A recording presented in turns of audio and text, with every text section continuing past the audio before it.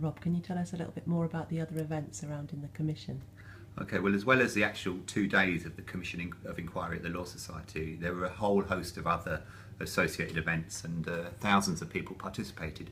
There was a very important meeting at the House of Commons, the British Parliament, where parliamentarians from across the world met to discuss the case. They met with Ricardo Alarcón, with Ramsey Clark, the former Attorney General of the United States, with Miguel Ángel Martínez, one of the vice presidents of the European Parliament, and the event was hosted by Baroness Angela Smith and Cathy Jamieson MP, who are part of the all-party group, parliamentary group in the British Parliament.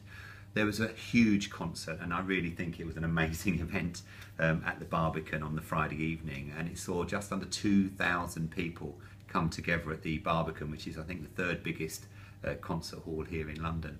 And they heard beautiful, beautiful music from Eliadis Ochoa and Amara Portuondo, the stars of Buena Vista.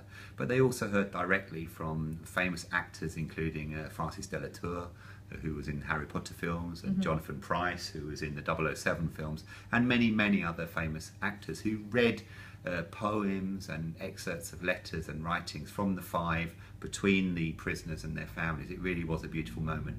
And then, of course, at the end of that section, they heard directly from Mita, who spoke instead, really, of René González, who was due to be at the Barbican. And Mita spoke beautifully about the situation for the families and really received an amazing and an emotional reception from all of the audience. And it really was amazing because some of the audience knew very little about the Five, and they'd come to the concert, but they heard for the first time the stories, and they were able to engage.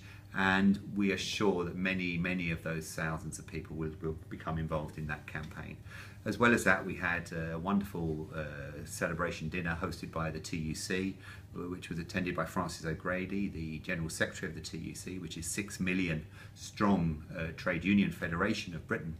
And also heard from Len McCluskey, the leader of Unite, a 2 million strong trade union in the UK, and where trade unionists came together with delegates to the Commission, but also with the families, to really celebrate the Commission, but also look ahead to how we as a movement in Britain and Europe can really drive this campaign forward to achieve that justice that is so badly needed at this time.